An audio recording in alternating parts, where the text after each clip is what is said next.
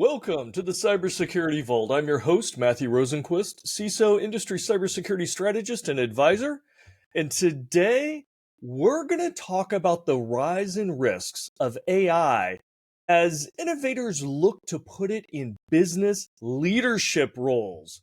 And I'm going to be talking with Stuart Evans. Stuart is a distinguished service professor at Carnegie Mellon University with a finger on the pulse of technology innovation and adoption in Silicon Valley. Welcome, Stuart. Thank you for coming and talking with us.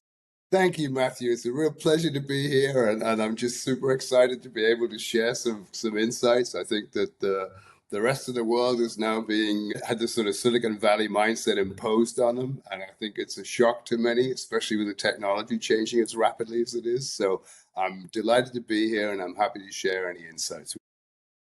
Well, this whole topic kind of blows my mind a little bit, right? When I'm trying to think about this, could AI really replace leadership roles, executive leadership roles, like a chief financial officer, chief information officer, chief marketing officer? What are you seeing when it comes to AI, either supporting or taking responsibility for business leadership function? I have a sort of different view on this, Matthew, because I see my students are all software engineers, and I see the impact of Cursor and Lovable and Windsurfer on how the market shifted, and certainly at the entry level stage, AI is taking the dominant role and it's working really well. For senior management roles, though, and I think the same is true for senior software engineers. While 90% of stuff can get done with AI on a very consistent basis and very comprehensively, it's the little tweaks that make the difference. And you're seeing that particularly with open source software. If you look at the data on open source software, AI is actually slowing down some of the really kind of clever software engineers to do things that need a slight tweak here and there. And I think the same is true with leadership. I mean, leadership is about judgment and intuition as much as it's about kind of patterns and regularity. And my good friend Mark Settle, who I mentioned before, just wrote a white paper called Time and Attention Engineering.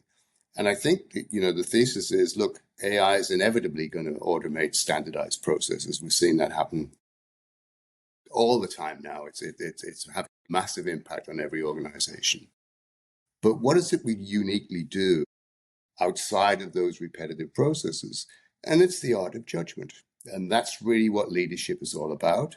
It's not just about making like the right decisions, because the problem right now is you don't know if a decision is going to be right for 6 months or 9 months because the world is changing so quickly. So that ability of leaders to adapt and adapt on the fly, I think, is going to become the most sort of defining characteristics of the leaders of the future. It's interesting, right? Because AI evolved so quickly. When we saw the first instances of generative AI and the text that it was writing or the stories it was creating or the videos, it was people were, oh, you can tell this is AI. This is very bland. This is horrible. No, it can't be creative. It can't sound like a human. And yet very shortly, just a few generations, and when we're talking generations, not human generations, AI generations, so weeks to months, not decades, a few generations later, it was getting better and better and better. And now some of the creativity capabilities, some of the insights that these systems are having is phenomenal. So is the concern that AI, it won't have that intuitiveness, it won't have that judgment, is that a point in time perspective? Or do you think that also will be overcome with new data feeds, new insights, new learnings that AI may be able to deftly incorporate to be in those roles better than the average type of leader? Oh, that's a great question, Matthew. And it's hard to unpack all of the things that you brought up. I think I'd like to kick it off with a little story. I've just finished teaching a class on next generation CIOs. And I started the class with a picture from a magazine called Upside that I'm sure you recall from Silicon Valley days. And it had a picture of Gil Amelio when he was at National Semi on a rocket ship doing a great job. But the headline underneath was AI enters the mainstream enterprise. And this was like 1990. So, I think AI has been around for a while. And we have this theory about innovation. We call it flexible recycling, where something comes around that almost works and doesn't quite work, and then it kind of goes away again and then comes back. And AI had been around for a long time. I studied operations research, came to work in the decision analysis group here at Stanford. And I think the precursors the signs were always there. And I think when you look at what Google was doing, what the hyperscalers were doing with the billions of interactions they were doing, they're all using AI. But what came together was what I call a kaleidoscopic shift. And it's just like, when you're a kid and you're playing with a kaleidoscope and you just twist it and the whole world changes. And that was that ChatGPT moment. It was, it was the thing that made it popular. It was like you and I go back long enough to know it was like Lotus 123 for the IBM PC. That was that kind of Mind shattering. And so these things are what economists calls punctuated equilibria. The equilibrium of the old day was just shifted, and it changed. And it changed when DeepSeek came out too. That was another kind of kaleidoscopic shift that people kind of became aware of. But the impact that AI since GPT came out, and the impact AI has had on every enterprise, has been earth shattering. I mean, it's changed productivity beyond all recognition. And it's strained organizations massively because the people who embrace the technology are reaping major benefits. And in most enterprises, it's kind of happened at 5 different levels. You and I talked about the shadow IT, the shadow AI that's going on, where every individual is like going in their VPN before they go for a meeting with a CFO to figure out, get more data, or figure out what's going on. And then you have the sort of the sort of citizen development, where you'll have groups of people in marketing or R&D or in engineering, where they get together and then they can use AI to increase their productivity.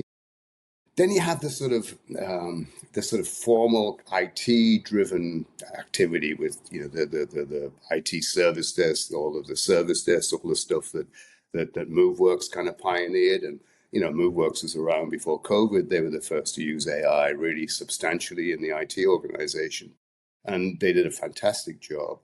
And then you've got the sort of C-suite, where AI is being used at a number of different levels. I mean, clearly the office of the CFO is all numerical. There's a lot of stuff that can be done with contracts. There's a big impact there. But strategically for the CEO and the board, there are other things that can happen that really collectively have just increased the speed of action. You no longer have to wait to go to an analyst to get a view of what's going on. So now I think many corporations are building digital twins of their enterprise. Instead of like doing a scenario planning exercise once every 5 years, they're doing it every 5 weeks because they can do it now. And so when they see a strategic shift, they can examine, what are the possible scenarios that might come from this. I'm seeing, for example, onboarding of new board members, to try and brief them on previous earnings calls, on all kinds of stuff, competitors, what people are doing. That kind of information is really at your fingertips. It's moving on. So I think the organizational impact at those different levels is really quite profound. And we don't really have an organizational sort of structure to match this new kind of world, because essentially much of white collar work is vaporizing. We see it in the employment numbers. It's having a profound impact on the number of people that are working in companies. And more importantly, it kind of represents a real shift. So historically, we've always thought the smart people in the organization in strategic planning can figure out what's going on and tell us what to do and things like that. Now it's the operators that need instant access to data to make their decisions. If you're in the middle of a negotiation, for example, you can't say, hang on a sec, I need to go to my FP&A people, figure out what the implications of this are, and then move on. So I think those sort of decision-aiding platforms are being very helpful. But the real dilemma that I think we're facing right now, which is a conundrum, is that the innovation cycle is moving quicker than the deployment cycle. So the real big issue that I think people are having to confront is we don't want to invest in something that looks really good at first, but 6 months later it's going to be obsolete. So how do we figure out ways of flexibly deploying our assets that can be reconfigured and sort of changed as the world kind of unfolds? That's, I think, the central problem. So you bring up a lot of interesting points here that right now the systems are great at advisement because they can go off and look at multiple sources of information, aggregate that, bring that back, present it in a way that's starting to be more contextual based on your prompts, and be able to provide those decision makers with a lot more insights, not just data, but information. And now we're seeing that bubble reach a little higher where it's not just information, it can also be recommendations. Yes, So instead of saying, "Hey, tell me about or teach me about X," teach me about the market I'm in, you can start to ask, "Well, how do I move that market? How do I, what should I do next?" And now yes, that's a leadership decision. sure. And for these early adopters, it seems like they're moving in sync with AI. They're driving AI to be able to not only gather information, but be able to help make decisions. And they're adopting that. Then they're asking for the next thing. Well, if you can help me make a decision, this is what I need to do as a CFO or even a CEO, Yeah, right? Well, the next logical step is to say, well, can you do that for me? And now we've got agentic AI that, yeah, that's part of what the selling point of agentic AI is. Yeah, I can go off and do that. Let me go create that PO for you. Let me go create that marketing material or that marketing strategy for you. yeah, yeah, And so we see in lockstep where the capabilities are matching the demands, and the demands now are getting higher once the capability is matured. So do we get to a point where that CEO, who maybe is really good at innovation, but not so good at running a business, right? And with 90% of businesses failing because of poor management, not yeah. necessarily poor Cash flow. ideas, does this AI capability now, looking forward, does it elevate to really doing a lot of the functions of that C-suite officer? So the officer can go off and continue to do their strengths, their innovation, their ideas, and so forth. Where do you see that? 100%, Matthew. I couldn't agree with you more. The biggest impact I'm seeing now in terms of moving the needle is with kind of rock star CEOs that understand these small, old school kind of professional services kind of businesses, running things like dialysis clinics or movie theaters or all kinds of things like that. And what I'm seeing is the savvy ones are saying, hey, we didn't really have much of a software footprint in our organization. We might use QuickBooks or something like that, but now we've got access to stuff that was previously only available to Fortune 500 companies. And so we've got a rocket ship that we previously had a little bicycle. And so the ones that are adept at doing it are able to acquire rapidly and roll out that technology and in a way that our private equity friends are seeing significant returns. So I think that's the first indication to validate the point that you were trying to make earlier, that AI can take away the everyday drudgery of what people have to do and release them to do what they uniquely do best. And I think that's what we all have to decide what we do. What is it we uniquely do best? And it's in a large company, you're right, innovation is one of the key roles. But I think at the end of the day, the speed of change is bringing out the importance of the leadership role of aligning everybody together. Because one of the things that AI has done, it's both fragmented and sort of integrated this sort of alignment at the apex of an organization.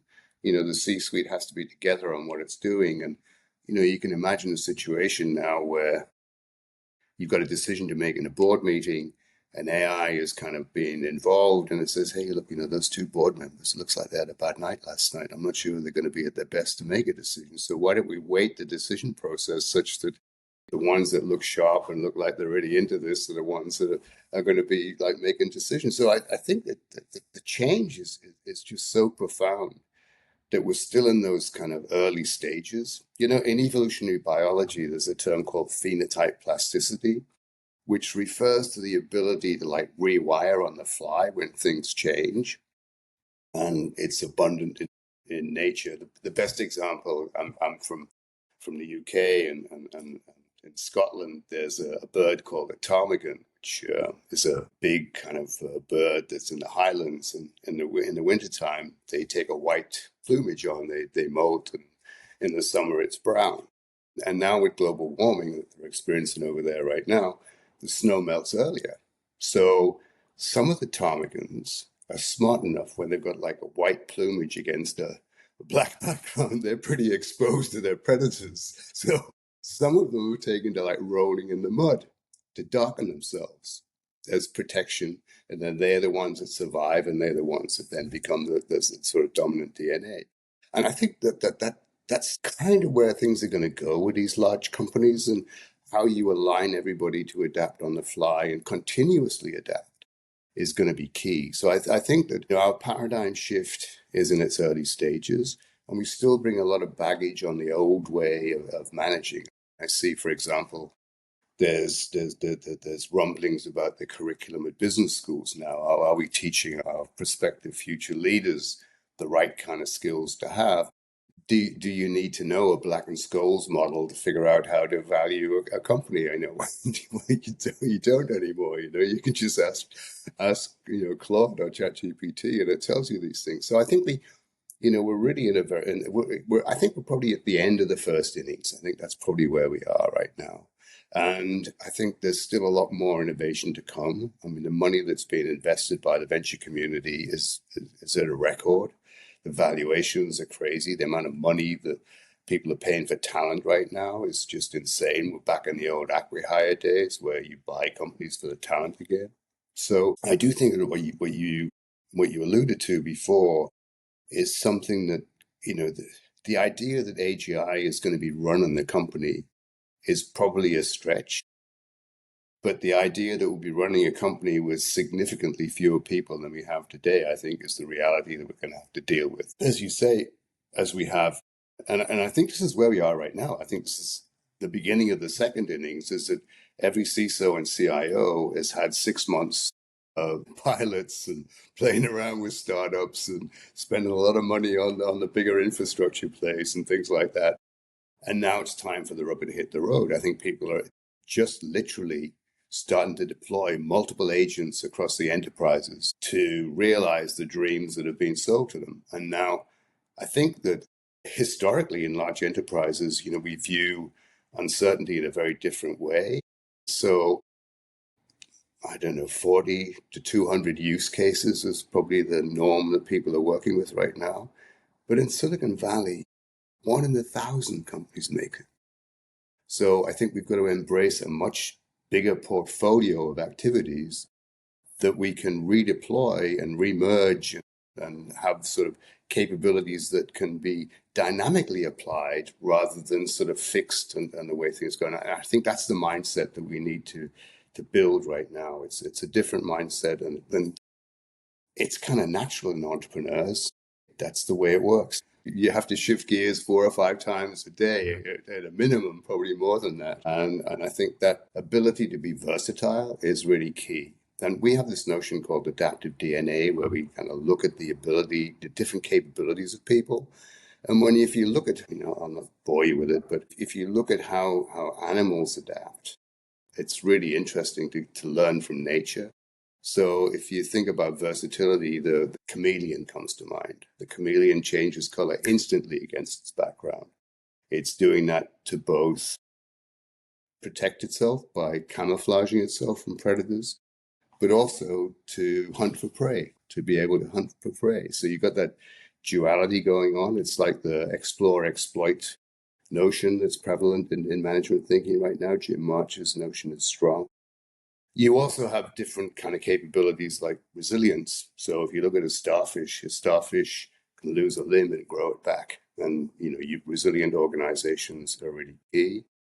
And then sometimes we need to be really robust. We've got to withstand change. I mean, I think that there are some people right now who are smart enough to realize that breaking glass and doing all this innovation is a good idea to kind of forge the way a company works.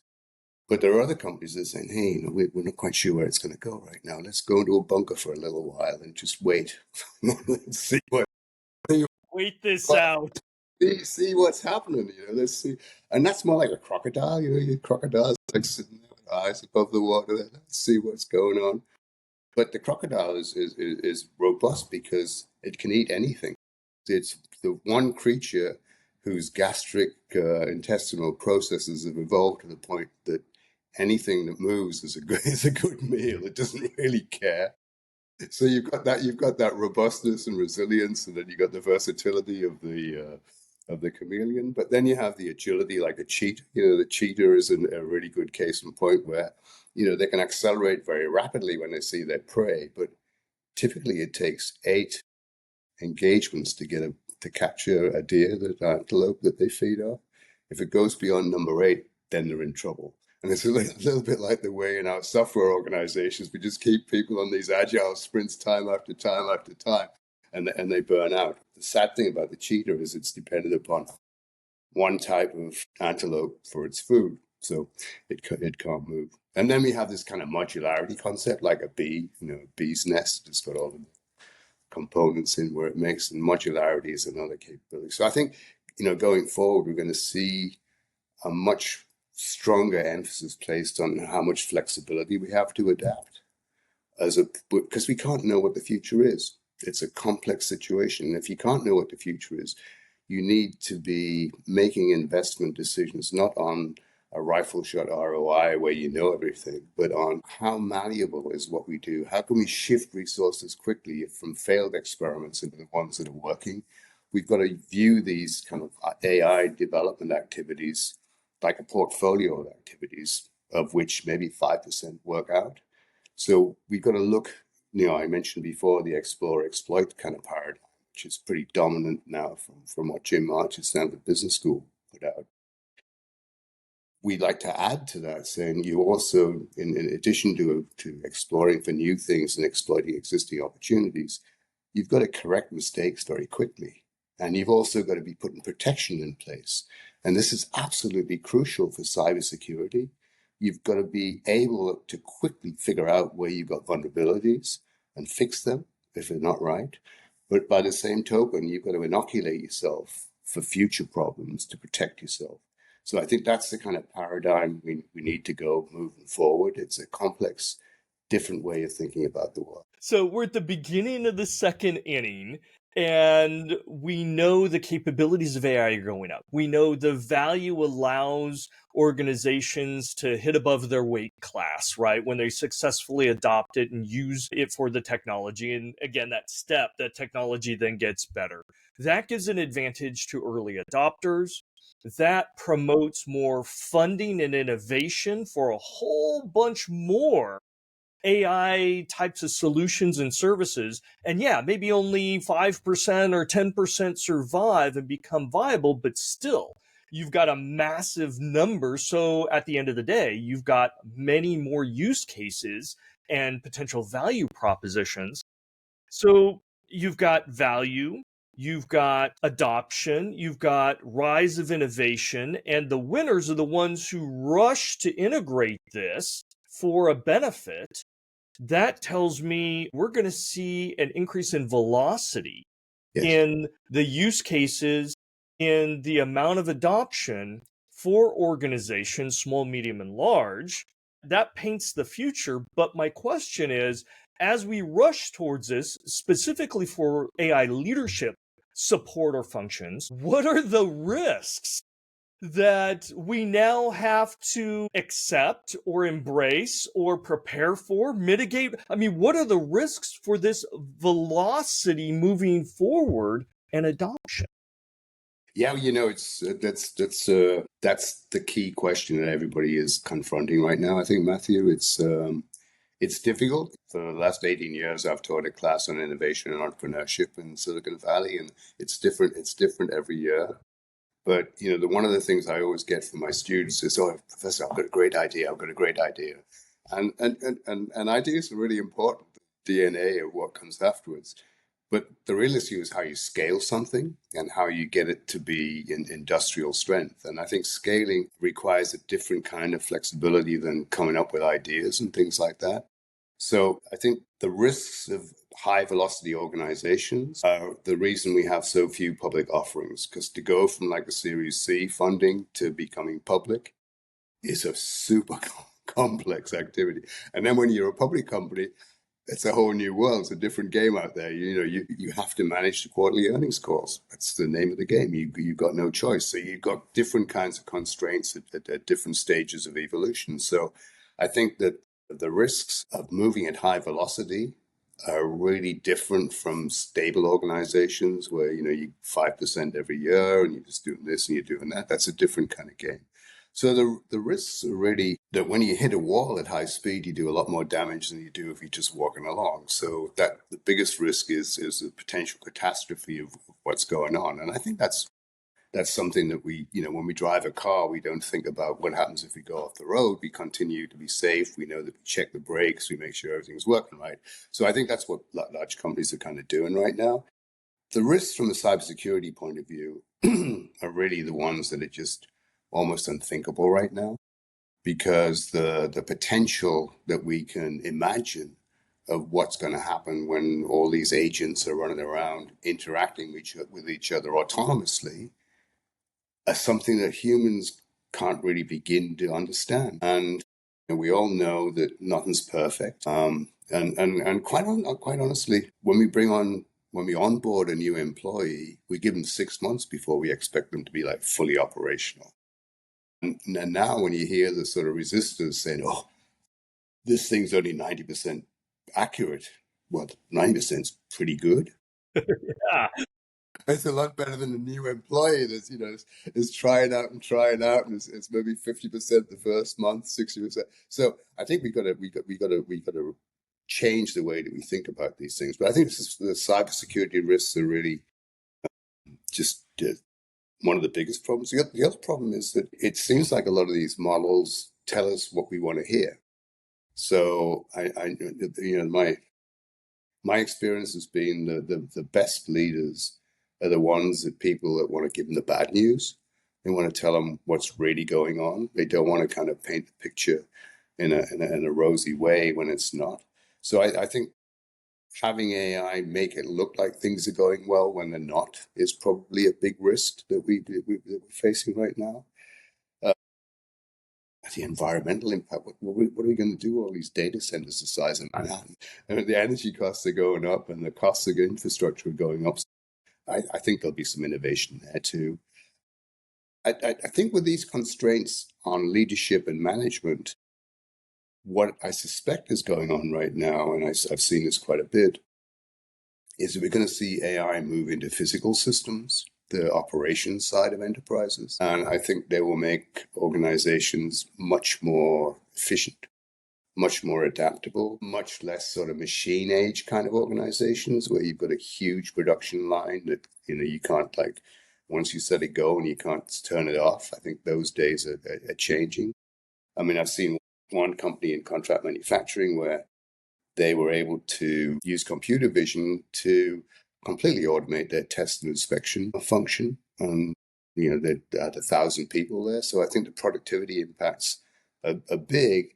And that leads me to I think the most important risk right now is that our organizational infrastructure, the way we think about organizational structure, is at odds with the kind of speed and velocity that you can have with AI.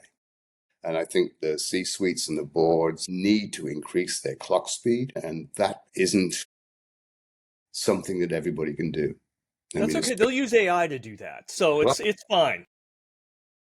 Hopefully. I don't know. I think that, oftentimes we think that everything runs in this sort of regular, normal way, but I think irregular operations are where most people view the world. Things don't work out the way you expect them to do, and people don't always do what you want them to do, and something you think's a certainty doesn't turn out to be that way because something changes.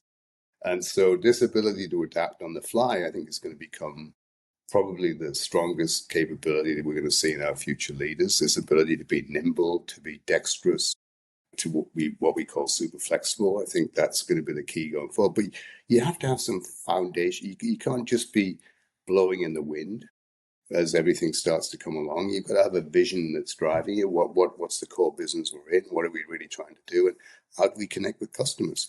We talked a lot about AI in services, but oftentimes I'm seeing marketing and sales organizations just merge now.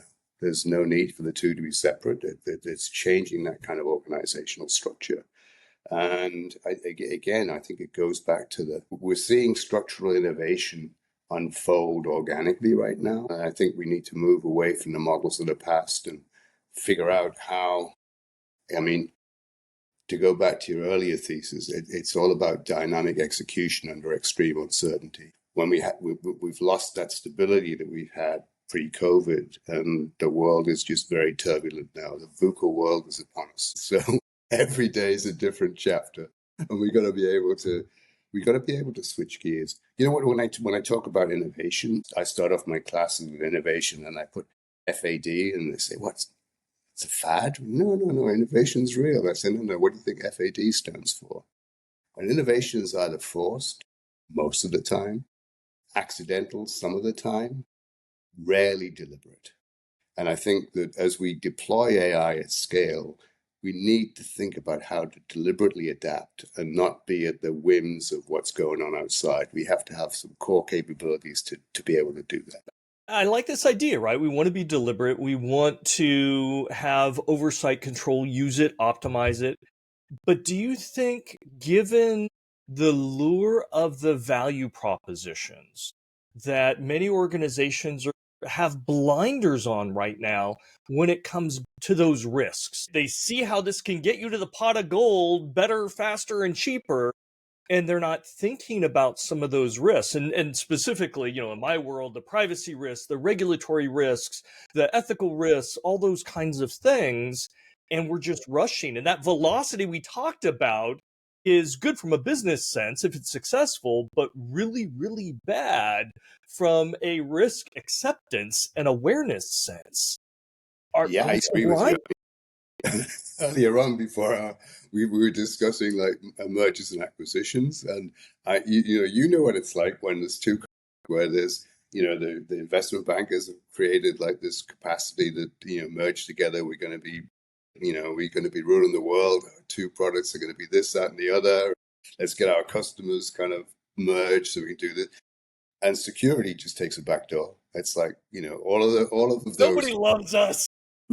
We're a barrier. Those procedures and checks and balances we put in place about are they is it SOC compatible? All of this kind of stuff goes out the window, and I think to a certain extent we're kind of lowering our threshold in these experiments that are going on with AI right now. We're working with startups that really haven't, they're young people, and that's my advice to board members right now. Find somebody in their late 20s, early 30s that really has been playing with this stuff for like 5 years, and bring the maturity of business experience together with this new outlook on the world and forge that viewpoint, because letting it go unbridled is not really an option, I think.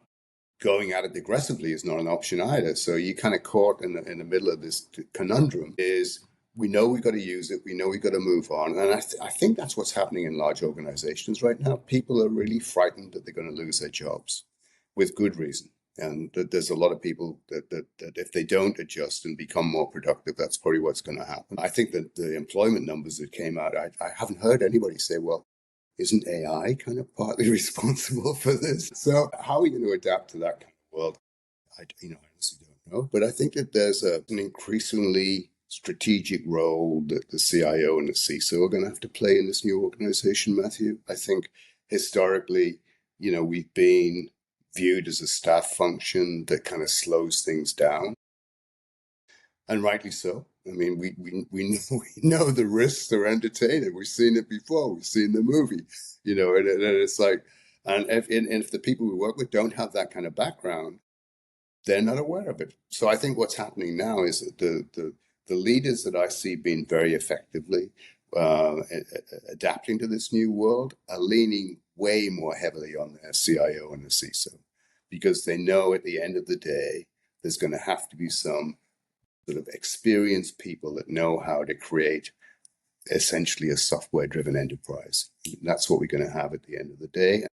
You know, you look at how quickly the software is being developed. I mean, most big companies had like an 18-month backlog of software projects. Boom, done. And done maybe not perfectly, but 70% good enough.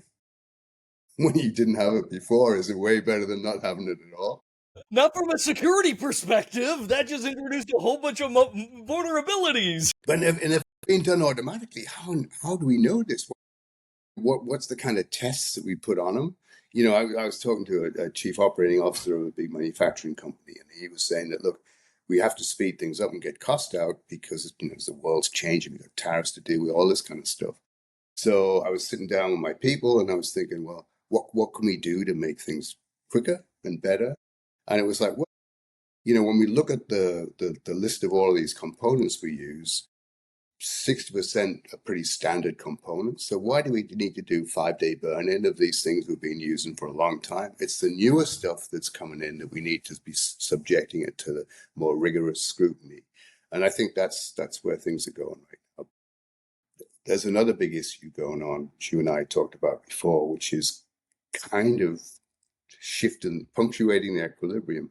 In most big companies, they have a stack, they have systems of record, they have security guidelines, they have ways of doing things. What's happening in AI right now is all these vertical applications are taking a piece of those SaaS kind of things and unbundling. How do you trade off the value of a slice of that SaaS stack working way more effectively against the risks of unbundling it all and just letting it fall apart? And only the CISO and the CIO are really able to answer those questions. And that's why I think the strategic impact is really enhanced. And I think the role has not every CIO or CISO is going to be able to cope with this modern world, but the ones that are embracing it and can understand the old and the new together, I think, are the ones that are going to make, because you rightly say that there are security implications which people are just unaware of. And on the positive side, we can use AI for security more effectively too. You know, so it's not all downside. And I think we need to understand the risks and the upside we can protect ourselves. We can deploy agents at points of vulnerability to scan what's going on. And that's probably where the best value is going to be, using AI as an intelligence network to see where our points of vulnerability are and how that changes. You know, if you bring some software in that opens up a whole set of other things, how does that vector sort of opening up change what we're doing? And I think nowhere is that better illustrated in operations. You know, you got machine to machine communication, which is, you know, you don't have the same people issues involved. But how do you make sure that there's no points of vulnerability there? If somebody can get access to you messing up your production line, they can cause serious damage, way more than just a privacy leak. And unfortunately, there's always a lag for justification or viewing of security. If you've got new tools, new processes, whatnot, and it's making your productivity better and making money and reducing costs, that's what your focus is on. Right? It goes back to the first axiom of cybersecurity. Cybersecurity isn't relevant until it fails. Exactly. And so, yeah, hey, we got this new AI system and it automates everything. That's great. And it's making you money until somebody takes it over and destroys everything because you've made a single point of failure. Oh, hey, we need security now. Well, okay, well, now we need security tools. So those have to be developed and tested and integrated. And there's a lag there. So innovation's great, but there's a lag before security can catch up. So what are your predictions? Next 12 months, what are the undesirable risks that you see manifesting in the next year, given the trajectory of AI, given the value and and everybody's going to rush to it and potentially making more management decisions? What are those risks next 12 months? I think the biggest risk is probably that we don't have the data to be able to take advantage of the models that are coming out. I think that people overlook the importance of data and securing that data. I think that there are some innovations coming up on using encrypted data to train models, which I think is a big issue because, when you look at most enterprises, there's a point, even though everything's encrypted, that it's got to be decrypted to get outside of the firewall. So you're making yourself really vulnerable there. So I think there are some advances there. And I think that's probably one of the risks is people don't realize that they're exposing their data. I think increasingly models are going to be vulnerable. If we're dependent upon these models, what happens if we get sort of people kind of messing with a model to change things around? Who's going to understand that? Is the C-suite going to understand what's happened if a model parameters get changed or something pernicious is injected in there? I think that's a big problem. And so dependency is going to be the biggest problem there. Once we get totally dependent, then we can't go back to the way it was before. So I think that's a big risk, is leaping into the new world and not being able to be put into reverse gear to go back to the way it was before if we need to. So I think there's a term, and some economists that have specialized this in a long time, called the irreversibility effect. I guess it's like Amazon's, two-door, one-door kind of analogy. And I think we need to think more in the two-door so we can get back if we need to. I think that's probably the biggest risk of all is, and I think the third one is losing our ability to value judgment for these sort of irregular activities that need to be dealt with. I think the models are fine in a probabilistic way, but there are management skills that are required to make things work. Like in a negotiation, you've got to be able to give and take. You've got to have some malleability. And so we need to trade off like tighter security against speed of movement. I mean, who makes that kind of trade-off? And I think we've got to make those risks pretty open and let people know what they're doing. And the buzz around right now is really hard for people to keep their feet in the ground. Everybody gets super excited and it's going to be the next big thing. Really, if you think about the history of how we got to where we are today, it started with a PC and then it moved to the network. Then it moved to the mobile device, and it was like a nightmare bringing your own device to your company. That was a big conundrum that people were kind of grappling with for a couple of years, and then they realized. Then we went to the cloud, and we went to the internet. Then that was kind of how do we keep websites safe and things like that. Then we went to the cloud, and now we got AI, which is kind of like the end point of where we started out with the mainframe. It's really how we automate administration. And so I think there's going to become a point in this next year where we'll see kind of the base administration system get kind of locked down. And I think there's going to be some failed experiments on the way with that, but I think that's where we're going to get to. Yeah, I love the predictions, right? Data security, you've got model integrity, you've got overdependence, which really comes into play, especially if something breaks. How do you recover from that? If you don't understand how it works and what bad things have happened, and then still preserving that decision adaptability, that innovation, and making sure you've got that balance, that judgment balance for the trade-offs between security and productivity and innovation and all these things. I think it's a good list. Unfortunately, it's a really big, broad, deep, powerful list just for the next year. Totally. Given that, and a lot of the audience here are cybersecurity leaders, what should they be doing now to prepare for these challenges in the next year? Do they need to be adjusting their security programs or priorities? Do they need to be working more closely with the boards and the CEOs? Do they need to be working with the product teams to go, I want to be part of your next AI project. I don't want to find out at the end or when it breaks or when you turn it on. What should cybersecurity leaders do today to start addressing these issues in the next 12 months? Well, as we talked about earlier on, I think they need to realize that we need a flexible posture. We need to be able to, we can't predict what's going to happen. We have a core basis of kind of vulnerabilities that we can kind of work on, that we know about. There are things that we don't know about. And these unknowns, I think, are the things that require experimentation. So I think that there's a lot, that's been said about the role of the CISO. Every quarter, the board meets, and the audit committee has the CISO to show where they're vulnerable. Increasingly now, the data architecture, the systems architecture people are brought in. I think that role is expanded at the board. I think the CISO needs to be not just in the board meeting; it needs to be an active part of certainly the independent, and the governance committee need to be involved in all that too. They can't just leave it. I think that when you're dealing with something like this, that's so impactful and yet so potentially harmful, as well as being potentially kind of cost saving, and looking at opportunities of moving too quickly, you've got to be able to experiment and play. So I think the one thing that I would urge cybersecurity leaders to do is to put aside maybe 5% of your budget and just experiment massively. Things that you don't know about. You've got to learn about things that you've got no prior knowledge of right now.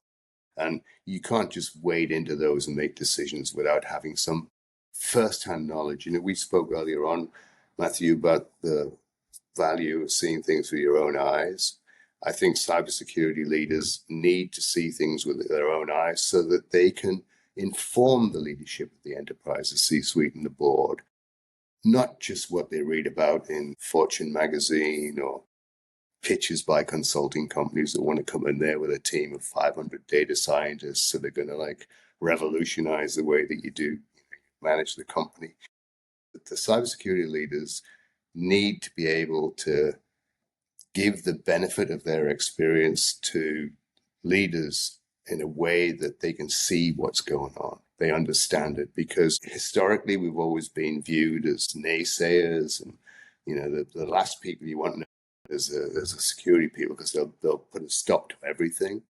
We need to shift away. We need to be enablers. We need to say, okay, like you said, we want to be in not at the end when something's finished, but at the beginning when we can have. It's like quality. A friend of mine was involved in creating the first offshore manufacturing, and looking at really high quality production. And I said to and he said, quality's got to be in at the ab initio. It's not something that you fix afterwards. And I think security is the same thing. I think cybersecurity particularly needs to be put in at the beginning of every activity, not at the end. And I think that the smart leaders understand the need to pay for insurance. And cybersecurity is really the insurance protection to enable these risky decisions that could have huge payoff to be made. But, we talked about Napoleon earlier on, and Napoleon had wrote quite a bit, and he had his son as part of the army. And one of the pieces of advice that he gave his son, he said, without strategical security, there's strategic surprise. And I think that is something that we all need to keep in mind going forward. We need to avoid strategic surprises. And that's what the cybersecurity experts can assist and help. Love it, right? Having that strategic mindset. What can leaders do now? Realizing that the velocity of technology change and the rapid adoption from a business perspective changes our environment. And we cannot be entrenched in the way we've always done things and think that we're going to continue to be successful. We have to adapt. We have to learn. We have to intentionally set aside that time, that resources to become experts in areas that we wouldn't normally be, to learn more about AI, to be more in tune with the business changes that are coming, and then be that advocate, right? Yeah, and we have to work with the CEO and the boards to be able to advocate for the security as you're advocating for the business benefits as well. Right? We can't be the Department of No anymore. We can't. We have to be a business partner. Yes, let's go after this. Yes, let's adopt these AIs, and let's make sure they don't bite us in the backside, right? let's put those controls in place, but having those discussions early on. And I think you've hit on, I think, probably the key inhibitor of people who are embracing cybersecurity is that we've always been viewed as the naysayers. And I think that part of that is because of the direct approach that we have. One of the things about flexibility that I think is really important, that it amplifies the strategy of the indirect approach. I think cybersecurity experts don't need to be that stop before you do it kind of approach. I think they need to be able to show people with the evidence of their own eyes how it's better to do things this way, how it's less risky, how while we might be hedging our bets in terms of paying a premium for that, the value of that is immensely greater than putting everything into one thing and it failing. You need to be able to do that. And I think that's the kind of new mindset that we're moving into. It's the topic of a paper we're writing right now called Adapt or Perish. I think it's all about adaptation.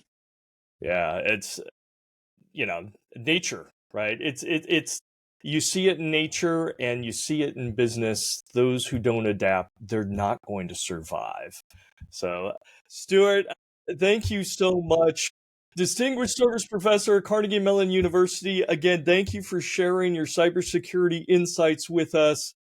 Very much appreciated, sir. Thank you, Matthew. It's been a pleasure, as always, to talk. And I think we've explored ideas that were certainly unscripted. And I think that the more conversations people have, the more people realize that this is a new world we need to embrace. And it's going to change things in ways that we can't even begin to imagine right now. But the upsides are way, way better. And we need to embrace those wholeheartedly. So thank you. It's been a pleasure and a privilege to join you today, Matthew. I wish you well going forward. And again, thank you very much for having me. And thank you all for watching. Be sure to subscribe and catch all the Cybersecurity Vault episodes where we chat with industry leaders to dive into the most relevant and interesting cybersecurity challenges, perspectives, and best practices. We'll see you next time.